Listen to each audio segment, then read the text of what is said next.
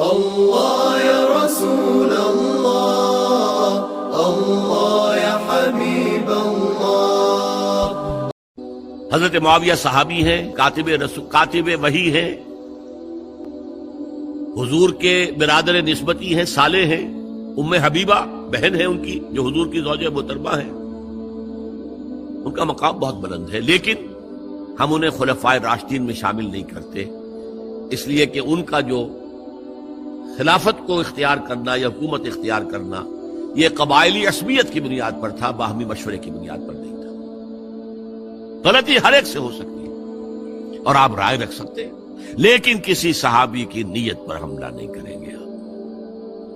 صحابی کی نیت پر حملے کا مطلب کیا ہے کہ محمد صلی اللہ علیہ وسلم تزکیہ نفس نہیں کر پائے، یہ ریفلیکٹ کرے گی حضور کی اس پوری کی پوری جد و جہد پر کہ شخصیت سازی نہیں کر پائے محمد صلی اللہ علیہ وسلم، نہیں، معاذ اللہ ثم معاذ اللہ ثم معاذ اللہ۔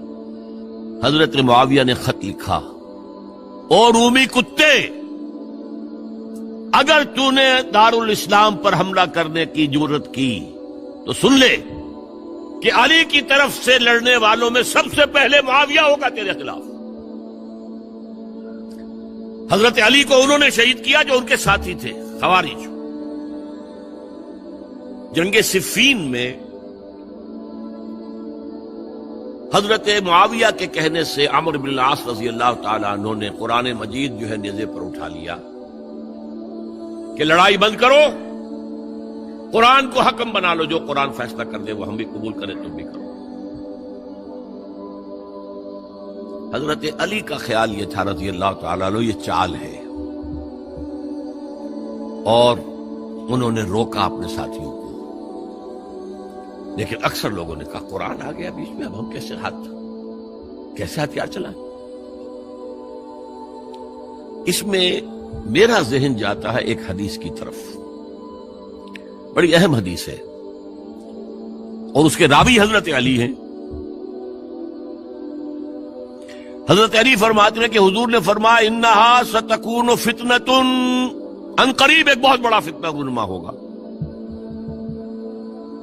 حضرت علی فرماتے ہیں میں نے عرض کیا مل مخرج منہا یا رسول اللہ، اس سے نکلنے کا راستہ کون سا ہوگا؟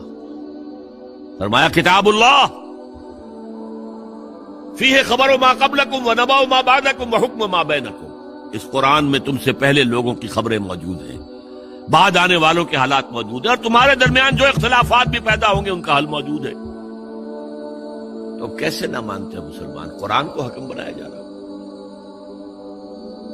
بہرحال اس کے نتیجے میں جو بھی ہوا ہے یہ اب تاریخ کا معاملہ ہے، میں اس کی تفصیل میں نہیں جانا چاہتا، مسئلہ حل نہیں ہو سکا، لیکن حضرت علی کی خلافت جو ہے ان کے ہاتھ پر بیعت ہو گئی تھی، وہ چلی، لیکن 4.5 برس سوائے خانہ جنگی کے اور کچھ نہیں ہوا۔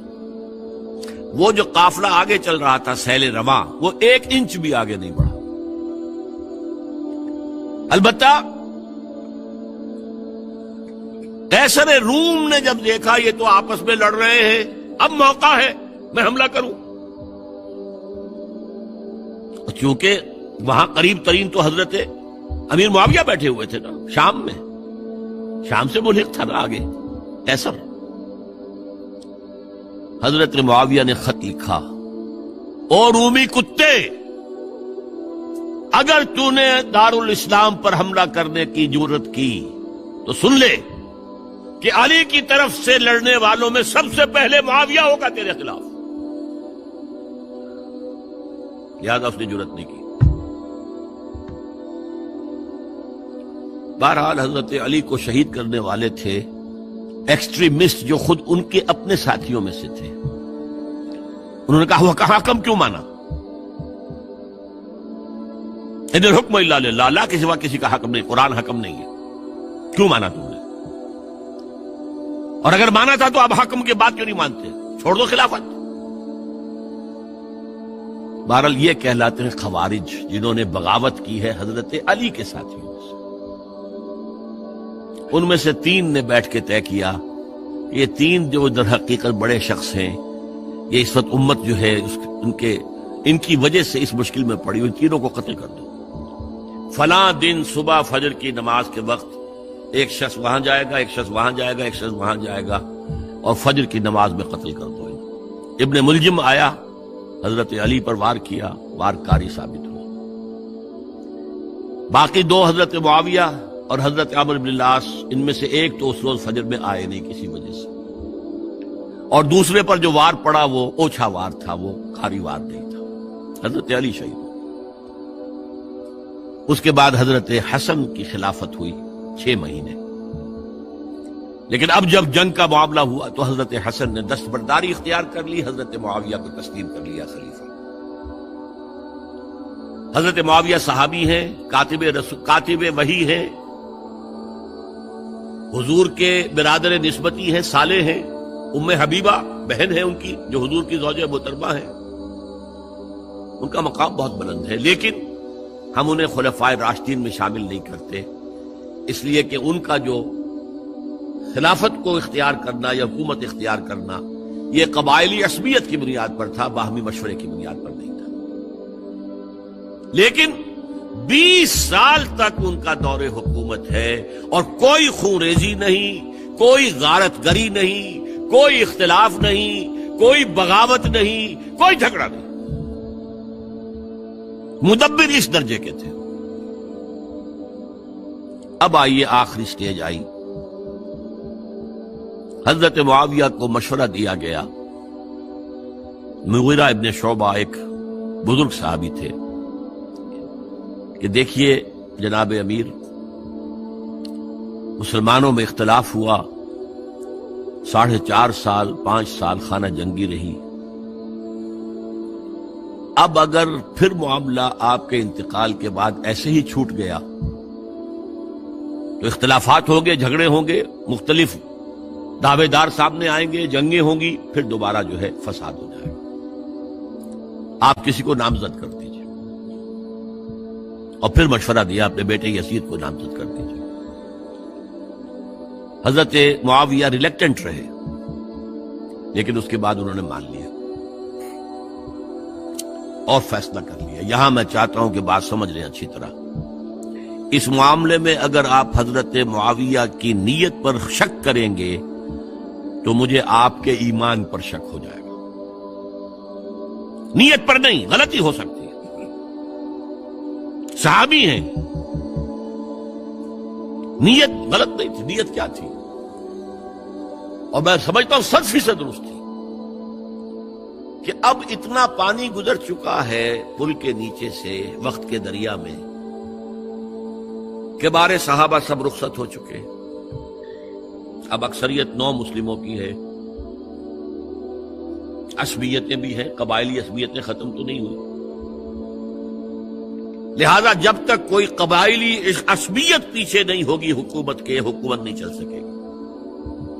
یہ ابن خلدون کا لفظ ہے، عصبیت، کوئی چیز جو جوڑے آپ کو۔ تو دینی عصبیت اب کمزور پڑ گئی ہے، اس لیے کہ حضور نے جن کو تربیت دی تھی وہ اب گئے، اکثر و بیشتر گئے۔ اب اگر ایسے ہی چھوڑ دیا گیا اور کوئی قبائلی عصبیت پشت پر نہ آئی تو پھر خانہ جنگی ہوگی، 5 سال تک ہوئی۔ اس بنا پر انہوں نے اسے صحیح سمجھا۔ آپ اختلاف کر سکتے ہیں، صحابہ کی رائے سے اختلاف ہو سکتا ہے، لیکن آپ ان کی نیت پر شک نہیں کر سکتے۔ بہرحال واقعہ کیا ہے تاریخی اعتبار سے کہ یہ 10ویں سال میں نامزد کر دیا یزید کو اپنے بعد خلیفہ کے لیے، ولی عہد۔ اس وقت تقریباً سب نے بات مان لی سوائے 5 افراد کے۔ وہ 5 افراد بہت اہم تھے، بہت اہم۔ ابو بکر اہم ترین آدمی تھے، ان کے بیٹے عبد الرحمن ابن ابو بکر۔ عمر نمبر 2 تھے، عبداللہ ابن عمر۔ زبیر عبداللہ ابن زبیر۔ عباس عبداللہ ابن عباس، اور حسین ابن علی۔ حضرت حسن کا انتقال ہو گیا تھا۔ اہل تشیع کا کہنا یہ کہ زہر دیا گیا، واللہ عالم، میں کچھ نہیں کہہ سکتا، میں کوئی تاریخ کا محقق اس معنی میں نہیں، میں موٹی موٹی باتیں جانتا ہوں۔ بہرحال انتقال ہو گیا تھا، 5 آدمیوں نے نہیں مانا، لیکن دیکھیے یہ تھی تدبر کی بات حضرت امیر معاویہ کی. کوئی دباؤ نہیں ڈالا، کوئی جبر نہیں کیا، کوئی کسی کو نقصان نہیں پہنچایا کہ نہیں مان رہے تو یہ کر دیں. نہیں، دیکھیں گے جب وقت آئے گا. جب وقت آیا حضرت معاویہ کے انتقال کے بعد، اب ایک صاحب جا چکے تھے، حضرت عبد الرحمن ابن ابی بکر فوت ہو چکے، اب 4 رہ گئے. 3 عبادلہ، عبداللہ ابن عمر، عبداللہ ابن عباس، عبداللہ ابن زبیر، ایک حسین ابن علی رضی اللہ تعالی عنہم اجمعین. جب بیعت ہو گئی یزید کی تو اب ان کے درمیان اختلاف ہوا. یہ بات اچھی طرح سمجھ لیجئے، تاریخی حقائق، موٹے حقائق کو چھوڑ کر باریکیوں میں جب پڑھتے ہیں تو معاملہ غلط ہو جاتا ہے. موٹے حقائق کو سمجھیے. 2 ایک طرف ہو گئے، 2 ایک طرف ہو گئے. عبداللہ ابن عباس کی رائے ہوئی کہ اگرچہ یہ غلط کام ہوا ہے، یہ قیصر و کسریٰ کی سنت پر عمل ہو رہا ہے، لیکن یہ ایسی بڑی بات نہیں ہے کہ خون ریزی شروع کر دی جائے اور امن و امان ختم ہو جائے. یہی بات عبداللہ ابن عمر کی ہو گئی. یہ 2 تو یکجا ہو گئے. مصلحت کہہ لیں، جو بھی سمجھے، لیکن نیت پر حملہ نہیں کر سکیں گے آپ. دیانتاً انہوں نے یہ سمجھا کہ اب جب کہ ہو گیا معاملہ تو ٹھیک ہے. حرام مطلق تو کہیں نہیں لکھا ہوا قرآن کے اندر کہ بیٹا نہیں ہو سکتا، کہیں نہیں لکھا ہوا. بہرحال ان 2 کی رائے یہ ہوئی کہ اگرچہ کام غلط ہے لیکن اتنا غلط نہیں ہے کہ اس کو چیلنج کیا جائے اور اس سے جو ہے خانہ جنگی شروع ہو جائے اور فساد شروع ہو جائے. 2 کی رائے یہ ہوئی کہ نہیں، we have to challenge it come what may. Abdullah ابن زبیر، حسین ابن علی رضی اللہ تعالی عنہما یا عنہم، تو یہ 2 علیحدہ. ان 2 میں اب اختلاف ہوا. عبداللہ ابن زبیر کی رائے یہ تھی کہ یہی مقیم رہو مکے میں، حجاز میں، مکے اور مدینے میں، یہاں سے ریزسٹنس موومنٹ ہم شروع کریں گے، کیونکہ یزید کی خلافت تو دمشق میں تھی، بہت دور. حضرت حسین کو خطوط آ رہے تھے کوفے سے. کوفہ حضرت علی کا صدر مقام رہا تھا، اور جن سبائیوں نے فتنہ پیدا کیا تھا حضرت عثمان کے خلاف، وہ بھی وہیں آباد تھے. انہوں نے خطوط کا تاطا باندھ دیا، آپ آئیے ہم آپ سے بیعت کریں گے اور کھڑے ہوں گے اور مقابلہ کریں گے اور اس یزید کی حکومت ختم کریں گے. ڈاک کے تھیلے بھرے ہوئے. حضرت حسین نے فیصلہ کیا کوفے جانے کا، بہت روکا. عبداللہ ابن عباس بہت ان سے بزرگ تھے عمر میں، اور ویسے بھی ایک اعتبار سے نانا تھے، ایک اعتبار سے پردادا تھے. حضرت عبداللہ ابن عباس حضور کے چچا زاد بھائی تھے، تو نانا ہو گئے کہ نہیں؟ حضور نانا تھے کہ نہیں؟ اور حضور کے چچا تھے حضرت عباس، ان کے بیٹے ہیں. تو اس اعتبار سے حضرت علی رضی اللہ تعالیٰ عنہ کہ کیا ہو گئے چچا. بہرحال میں کچھ گڑبڑ کر رہا ہوں اس وقت. وہ دوڑتے جا رہے تھے کہ حسین خدا کے لیے مت جاؤ، خدا کے لیے مت جاؤ، یہ کوفی تمہارا ساتھ نہیں دیں گے. الکوفی لا یوفی، کوفی وفا نہیں کرتا وعدہ. اور خدا کے لیے اگر جانا ہے اپنے گھر والوں کو یہاں چھوڑ دو. بس حضرت حسین پر رضی اللہ تعالی عنہ جو ایک کیفیت تھی، انہوں نے سب باتوں کو نظر انداز کیا. وہاں ہزاروں لوگوں نے مسلم بن عقیل جو حضرت حسین کے نمائندے کی حیثیت سے پہلے گئے تھے، ان کے ہاتھوں پر بیعت کیا. وہ خطوط آ رہے تو اور بھی بات پختہ ہو گئی. ابھی راستے ہی میں تھے کہ پتہ چلا کہ ابن سیاد گورنر بن کر آیا ہے، اور اس نے جو وہاں پر تشدد کیا ہے اور ڈنڈا برسایا ہے، سب بیعت توڑ کے گھروں میں چھپ گئے. اور مسلم بن عقیل جو ہیں وہ بے یار و مددگار شہید بھی کر دیے گئے. حضرت حسین نے ارادہ کیا کہ واپس ہو جائے مدینے کی طرف. اب مسلم بن عقیل کے بیٹے جو ہیں، وہ عرب کی ایک غیرت ہے، ایک آنر جسے آج کل کہتے ہیں، ہم اپنے باپ کا بدلہ لیے بغیر نہیں جائیں گے. اور حضرت حسین کی شرافت اور مروت. یہ لوگ میرے ساتھ آئے تھے نا، میرا ساتھ دے رہے تھے، اب میں ان کا ساتھ کیسے چھوڑوں؟ بہرحال وہ حادثہ فاجعہ ہو کر رہا، اور اس میں سب سے بڑا سبب جو بنا ہے وہ میں چاہتا ہوں جس کی طرف کسی کی نگاہ نہیں گئی. افسوس یہ ہے کہ میرا اس پر جو کتابچہ ہے سانحہ کربلا وہ آؤٹ آف پرنٹ تھا. کوشش تھی کہ آج یہاں وہ پیش کیا جاتا. مختصر ترین، لیکن آپ دیکھیں گے کہ کلیئر ہو جاتی ہے ہسٹری. 2 کتابچے ہیں. شہید مظلوم، میرے نزدیک مظلوم ترین شہید حضرت عثمان رضی اللہ تعالی عنہ، اور سانحہ کربلا، بہت بڑا سانحہ، اس میں کوئی شک نہیں. حضرت حسین کا صبر اور مثابرت اور استقلال اور شجاعت یہ مثالی ہیں تاریخ کے اندر. اپنے سامنے جو ہے اپنے ایک ایک کر کے چراغ گل ہو رہے ہیں. خاندان سارا ختم ہو رہا ہے، شیرخوار بچے شہید ہو رہے ہیں. وہ تو ایک بچہ بیمار تھا، حضرت علی بن حسین زین العابدین رحمت اللہ علیہ، وہ بچا ہے. لیکن اصل میں شرافت اور مروت جو ہے وہ بسا اوقات اپنی شرافت کی وجہ سے مار کھا جاتی ہے. حضرت حسین سے میرے نزدیک یہ ایک اسٹریٹجک مسٹیک ہوئی کہ جب کوفیوں کا لشکر سامنے تھا تو وہاں کھڑے ہو کر ایک ایک کا نام لے گا، فلاں ابن فلاں کیا تم نے مجھے خط نہیں لکھا تھا؟ اے فلاں ابن فلاں کیا تم نے مجھے خط نہیں لکھا تھا؟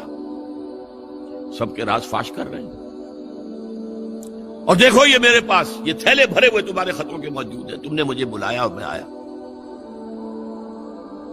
یہ بات تھی جس کی بنا پر اب ان کے لیے کوئی چارہ نہیں تھا کہ انہیں شہید کر دیں، ورنہ تو یہ ہمارا بھانڈا پھوڑ دیں گے جا کر یزید کے پاس، تو ہماری کھالیں کھنچ جائیں گی. یہی وجہ ہے کہ حضرت حسین نے 3 آفرز کی. مجھے واپس مدینے جانے دو، نہیں. مجھے یزید کے پاس جانے دو، نہیں. مجھے کہیں اسلامی سرحد پر بھیج دو، میں وہاں پر کافروں سے جنگ کرتے ہوئے زندگی ختم کر لوں گا، نہیں. ہیئر اینڈ ناؤ بیٹھ کرو. یہ حضرت حسین کی شرافت، غیرت، حمیت، مروت اس کے خلاف تھا. لہذا انہیں شہید کیا گیا اور پھر خیموں کو آگ لگائی گئی. یہ نوٹ کیجئے کیوں لگائی گئی. اگر تو یہ غصے اور انتقام میں اور وینجینس میں ہوتا تو حضرت علی بن حسین زین العابدین کو بھی شہید کرنا چاہیے تھا، نہیں کیا. اگر یہ اس طرح کا معاملہ ہوتا تو خواتین کی بے حرمتی ہوتی، نہیں ہوئی. یہ خیمے کیوں جلائے؟ تاکہ وہ جو ایویڈنس ہے وہ ختم ہو جائے. ہمارے خلاف یہ جو ڈاکومنٹری پروف لیے پھر رہے ہیں، خیمے جلیں گے اور یہ تھیلے بھی جل جائیں گے اور یہ خود بھی جل جائیں گے اور ہم بچ جائیں گے. یہ ہے میرا تجزیہ. بہرحال اس میں کوئی شک نہیں کہ تاریخ انسانی کے عظیم حوادث میں سے وہ ہے، اور میرے نزدیک حضرت حسین رضی اللہ تعالیٰ عنہ کا اختلاف کر سکتا ہے، جو چاہے کرے. حضرت حسین سے اختلاف کرے اور اتفاق کرے حضرت عبداللہ ابن عمر، عبداللہ ابن عباس کے ساتھ، تب بھی ٹھیک ہے. اور اگر حضرت عبداللہ ابن عباس اور عبداللہ ابن عمر سے اتفاق کرے اور حضرت حسین ان سے اختلاف کرے، تب بھی شک ہے. معصوم کوئی نہیں. ہمارے نزدیک معصومیت خاصہ نبوت ہے. نبوت ختم ہوئی حضور پر، معصومیت ختم ہوئی. غلطی ہر ایک سے ہو سکتی ہے اور آپ رائے رکھ سکتے ہیں، لیکن کسی صحابی کی نیت پر حملہ نہیں کریں گے. صحابی کی نیت پر حملے کا مطلب کیا ہے کہ محمد صلی اللہ علیہ وسلم تزکیہ نفس نہیں کر پائے. یہ ریفلیکٹ کرے گی حضور کی اس پوری کی پوری جد و جہد پر کہ شخصیت سازی نہیں کر پائے محمد صلی اللہ علیہ وسلم. نہیں، معاذ اللہ ثم معاذ اللہ ثم معاذ اللہ. بہرحال یہ ہے تاریخ کے اعتبار سے ہمارے ہاں جو عظیم ترین ذی الحج کے مہینے میں حضرت عثمان شہید ہوئے تھے. 28 ذی الحج کو حضرت عمر پر حملہ ہوا تھا. 1 محرم کو ان کی شہادت ہوئی تھی. 10 محرم کو یہ سانحہ کربلا پیش آیا تھا۔ یہ ہماری اس ابتدائی تاریخ کے اہم لینڈ مارکس ہیں جنہیں ہم شہادت کے نام سے جانتے ہیں۔